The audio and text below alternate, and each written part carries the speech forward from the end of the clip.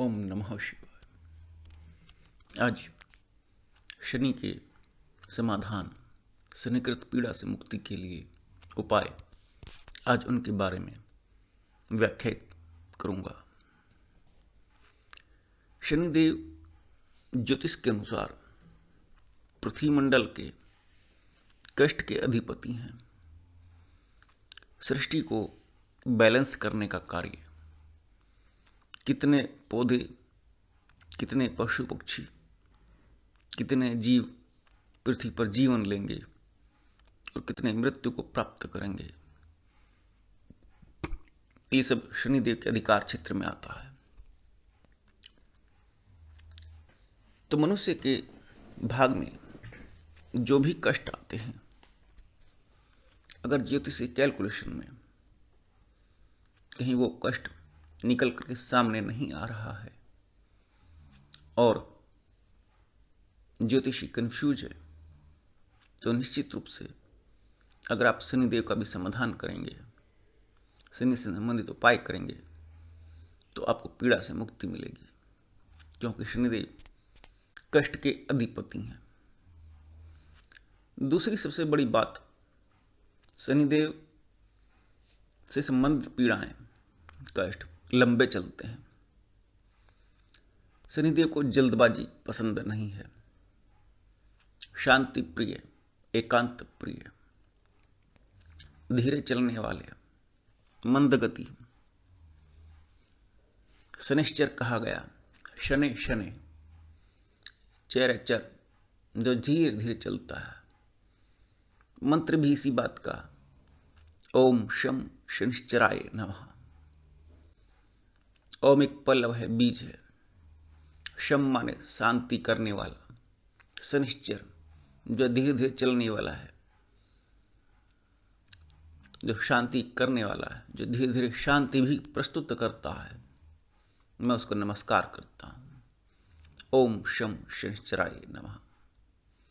प्रथम सूत्र तो यही है कि 5 मिनट 10 मिनट या जितना समय मिले, इस मंत्र का अगर नियमित रूप से जप किया जाए तो जीवन में लंबे समय से चल रही पीड़ाओं से शांति होती है, लेकिन धीरे धीरे। कोई फास्ट रिजल्ट तो नहीं मिलता, लेकिन आप शांति की ओर अग्रसर हो जाते हैं। अगर आप निर्धन हैं, धन की कमी बनी रहती है और धन की कमी से कई सारी पीड़ाएं, कष्ट मन में और भौतिक जीवन में बने रहते हैं, तो आपको शनिदेव का आराधन जरूर करना चाहिए, क्योंकि शनिदेव ही हैं जो किसी को भी रंक से राजा बनाने की क्षमता रखते हैं। तो शनिकृत पीड़ा में सर्वप्रथम सूत्र मैंने मंत्र का दिया। दूसरा समाधान आता है, शनिदेव को प्रकृति बहुत पसंद है। प्रकृति में पेड़ पौधे, पशु पक्षी, जीव कीट पतंगे आदि, शनिदेव सृष्टि को बैलेंस करना चाहते हैं। उसी बैलेंसिंग में कुछ लोग कष्ट को प्राप्त होते हैं, कुछ मृत्यु को प्राप्त होते हैं। तो जितने भी जीव जंतु हैं, मनुष्यों के अलावा, आप उनके लिए भोजन का प्रबंध करें। ये शास्त्र का वचन है। जैसे आप कौओं को जिमाएं, चींटियों को जिमाएं, अर्थात उनके लिए भोजन डालें। पशु पक्षियों के लिए सुबह के टाइम दाना डालें। अगर आवारा जानवर आपको मिलते हैं, गाय, सांड आदि, उनके लिए भी आप भोजन डाल सकते हैं। लेकिन कोशिश करें प्रकृति से संबंधित जीवों के लिए जो भी भोजन आप प्रस्तुत करें, चाहे वो पानी भी हो, गर्मियों में चिड़ियों के लिए पानी छत पर रखा जाता है, तो वो सब साफ शुद्ध हो, जो उनको लाभ पहुंचाया। जीवों की सेवा करें, निर्धन की भी सहायता करें। आपकी सर्किल में, आपकी जानकारी में आपको जो लगता है कि इसको मदद करनी चाहिए और बिना मांगे भी मदद करनी चाहिए, ये शनिदेव को अत्यंत प्रिय है। किसी से कुछ भी न लेने की इच्छा रखते हुए निस्वार्थ निष्काम भाव से जो किसी की मदद करता है वो शनिदेव का प्रिय स्वयं ही हो जाता है। और आगे सूत्र में प्रभु कहते हैं कि अगर आपको ध्यान साधना के क्षेत्र में आगे बढ़ना है और बीच बीच में बार बार विघ्न और उपद्रव उत्पन्न होते रहते हैं, तब भी आपको शनिदेव का आराधन करना चाहिए, क्योंकि जीवन में ध्यान साधना लंबे समय तक चलती है और उपद्रव होना स्वाभाविक प्रक्रिया है। तो उसके लिए आपको वस्त्र का दान करना चाहिए। गरीबों को और फकीरों को वस्त्र दान कीजिए। गुरुदेव तो बकायदा कुर्ता पजामा, चादरें, गर्म चद्दर, बिस्तर तक ये सब दान करते रहते थे। ये मैंने स्वयं देखा, उनके साथ शामिल भी हुआ। उन्होंने कहा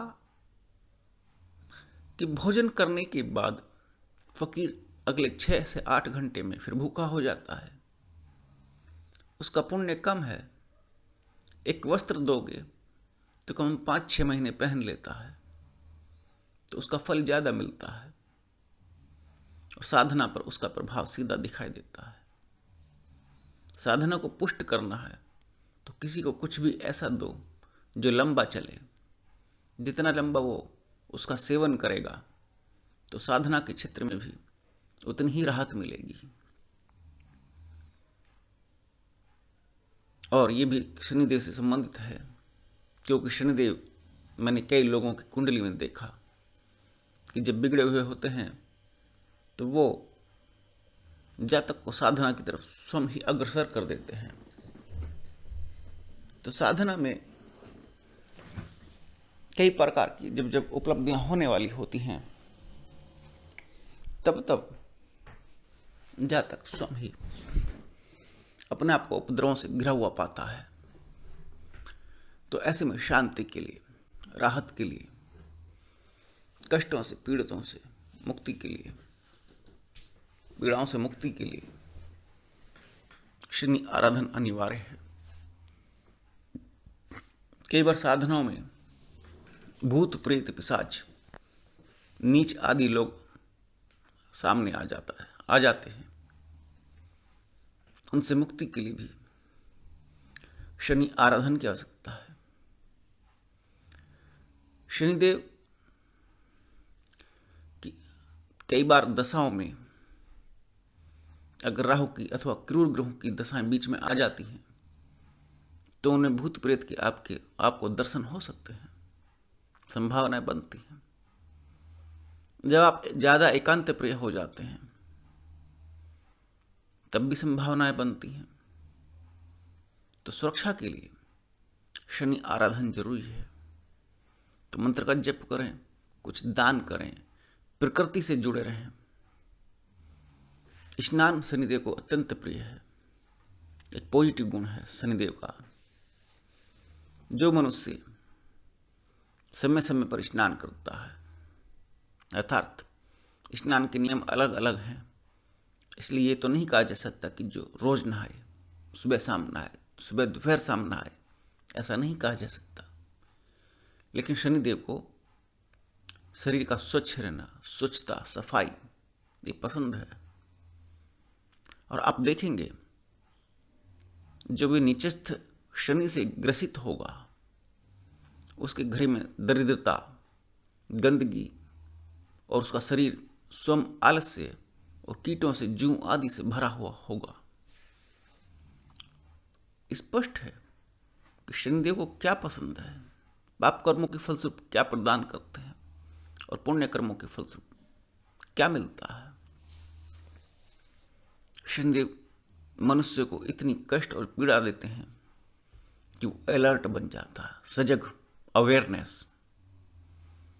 और अवेयरनेस के फलस्वरूप शनिदेव का प्रथम गुण सामने आता है, वो है धैर्य। धैर्य की लोगों में बहुत कमी है। लोग अपने जीवन में फास्ट रिजल्ट चाहते हैं, शॉर्टकट चाहते हैं सफलता का, जबकि शनिदेव धैर्य के साथ अद्भुत और असंभव कार्यों को भी संपन्न कर दिखाने में सक्षम और माहिर ऐसे गुणों को प्रदान करते हैं। अगर जीवन में सफलता पानी है तो शनिदेव से आप धैर्य का गुण मांगिए, सफलता आपको अपने आप मिल जाएगी। लगन एक गुण है, वो भी शनिदेव के द्वारा ही दिया जाता है, क्योंकि आपका बार बार फोकस बिगड़ता है, आप लक्ष्य से हट जाते हैं। बहुत लोगों का गणित कमजोर होता है, गुणा भाग आदि में, मैथ में तो बिल्कुल जीरो दिखाई देते हैं, कैलकुलेशन कर नहीं पाते। थोड़ा सा आगे कुछ महीनों की बात कर लें तो बिल्कुल सिफर नजर आते हैं, जीरो। अगर शनिदेव का आराधन करते हैं, उपाय करते हैं, तो उनका मैथ भी सही हो जाता है। फिलॉसफी, दर्शन, अद्भुत विज्ञान जो कल्पनाओं से और वास्तविकताओं से परे होता है, ऐसा दर्शन केवल शनिदेव प्रदान करते हैं। तो शनिदेव जब आपके पीड़ाओं को कष्ट से मुक्त करते हैं तो आपको निश्चित रूप से प्रसाद स्वरूप कुछ न कुछ गुण और ज्ञान बुद्धि प्रदान करते हैं, जड़ बुद्धि को चेतन बुद्धि कर देते हैं। शनिदेव के उपायों में एक और आता है छायादान। शनिवार के दिन आप एक कटोरे में सरसों का तेल कीजिए, सरसों के तेल में आप अपना मुख देखिए, जैसे शीशे में मुख देखते हैं, बिल्कुल वैसे ही सरसों के तेल में आपको अपनी परछाई दिखाई देगी, चेहरा दिखाई देगा। फिर उस सरसों के तेल को किसी पड़िया को दे दें। मांगने वाले घूमते रहते हैं शनिवार वाले दिन, पड़िया ना मिले तो आप किसी शनि मंदिर में जा कर के भी उसको दान कर सकते हैं, अथवा वहाँ कनस्तर रखा रहता है, उस कनस्तर में आप वो तेल डाल सकते हैं। ये भी शनि से संबंधित उपायों में शामिल है, इसको छायादान बोलते हैं। कई बार शरीर के और मन के कई सारे कष्ट इस उपाय से शांत हो जाते हैं, मन की बेचैनी शांत हो जाती है, एंजाइटी शांत हो जाती है, क्रूर ग्रहों की छाया, वो वाइब्रेशन जो दिखाई नहीं देती, वो शांत हो जाती है, रिलैक्स मिलता है। यदि आप पिशाच पीड़ा से पीड़ित हैं और कष्ट जोर से ज्यादा है, तब आप शनिवार वाले दिन एक सूखा गोला लें। उस सूखे गोले में एक तो कच्चा नारियल होता है जूट वाला, उसको नहीं, जो सूखा गोला होता है, जो भैया दूज पर तिलक करके लगाया जाता है, उस सूखे गोले में ऊपर से हल्की से कटोरी काट लीजिए, अर्थात उसमें छेद हो जाएगा, दो टुकड़ों में बट जाएगा, एक उसका ढक्कन और एक गोला। उस गोले में आप कसार भरें, कसार बोलते हैं आटा भून करके हल्का सा गुनगुना और लाल सा हो जाएगा, आटा कच्चा नहीं रहेगा। आटा भूनकर उसमें चीनी अथवा बूरा मिलाएं और उसको आप उसके अंदर भरें, जो गोला आपने काटा है उसके अंदर फिर 2 चम्मच सरसों का तेल, 1 चम्मच काली तिल और थोड़ी सी उड़द के दाने, इसको डाल करके बंद कर दें, ऊपर से वो ढक्कन लगा दें, गोला पूरा बंद भर गया। उसके बाद उस गोले को आप चारों तरफ कलावे से लपेट कर बांध दें, पूरी तरह से बांध दें, और बांधने के बाद एक लंबी सी डोरी और छोड़ दें कलावे के साथ, और कलावा बांधने के बाद गोला पूरा पैक हो गया। शनिवार वाले दिन ये सब पिशाच पीड़ा से या कोई जरूरत से ज़्यादा कष्ट है, गंभीरता है, परेशानी है, उसके लिए है। और जहाँ कहीं आपको पीपल का पेड़ दिखाई दे, शहर या गांव, या शहर या गांव से बाहर, या स्टेशन के आसपास, स्टेशन से बाहर, या शमशान में भी जहाँ कहीं पीपल का पेड़ हो, अर्थात जहाँ पीपल के चारों तरफ कच्चा हो, चबूतरा पक्का ना बना हो, वहाँ कम से कम 2 फुट की गहराई में 1-1.5 फुट के बाद शनिवार वाले दिन दोपहर 12 बजे से लेकर के रात को 10-11 बजे तक किसी भी समय आप दबा सकते हैं। ऐसा 7 शनिवार करें और बार बार करें। बहुत राहत मिलेगी, बहुत पीड़ाओं से मुक्ति मिलेगी। ये भी एक शनिकृत पीड़ाओं को शांति के लिए उपाय है, सर्वोत्तम उपायों में से आता है। इसके अलावा आता है,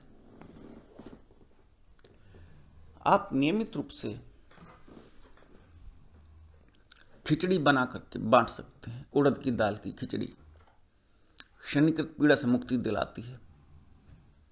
उड़द की दाल या उड़द का भोजन शनिदेव को प्रिय है।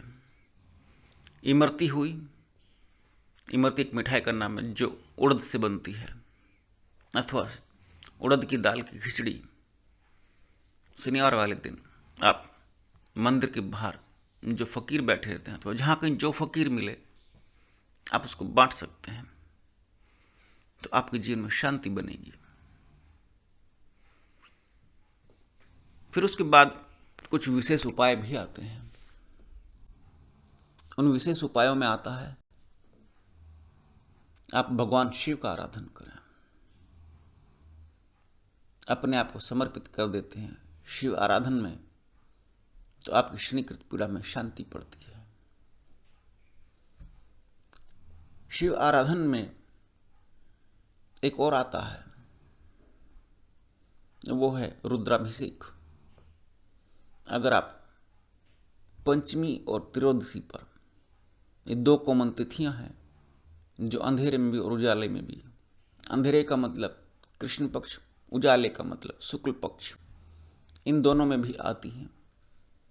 तो 4 दिन ऐसे पड़ जाते हैं 1 महीने के अंदर, जब आप बिना किसी मुहूर्त को देखे कि पंचमी और त्रयोदशी पर भगवान शिव का रुद्राभिषेक करा सकते हैं और आपके जीवन में निश्चित रूप से शांति बनेगी। मेरा अनुभव जीवन में 10 में से 10 लोगों की हाँ का है कि हाँ शांति बनी, यदि वे रुद्राभिषेक नियमित रूप से कराते हैं। कई बार तो मैं स्वयं ही हैरत में रह गया, ऐसे अद्भुत कार्य मैंने रुद्राभिषेक के माध्यम से देखे, लोगों के साथ चमत्कार देखा है रुद्राभिषेक कराने के लिए। लेकिन कुछ अनिवार्य शर्तें हैं। जो रुद्राभिषेक कराएगा वो ब्राह्मण, गुरुकुल से पढ़ा हुआ संस्कृत का आचार्य होना चाहिए। ऐसा नहीं कि कोई भी आपको पंडित मिला और उसने आपको बहका दिया, क्योंकि रुद्राष्टाध्याय का पाठ होना है। 8 अध्याय रुद्राष्टाध्याय भगवान शिव का एक रूप है रुद्र, और उसके रुद्र की प्रसन्नता के लिए 8 अध्यायों की स्तुति, बाकी भगवान शिव पर जल चढ़ता रहता है और पंडित मंत्र बोलता रहता है।